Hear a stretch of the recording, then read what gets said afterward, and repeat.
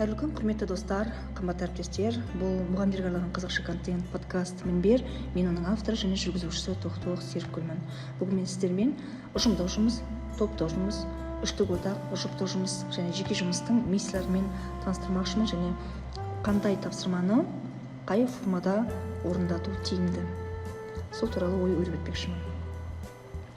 Жалпы жаңа тақырыпты өткен кезде ең бірінші сабақтың мақсатын айту міндетті.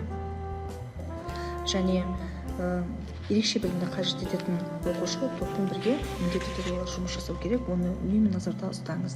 Жалпы топтық жұмыстың, ұжымдық жұмыстың, үштік одақтың негізгі миссиясы ол белгілі бір тақырыпты талдау. Бұл кезде 10-12 минут уақыт бересіз, яғни балалар бір-бірін оқыта отырып, бір-бірін тыңдай отырып үйренеді.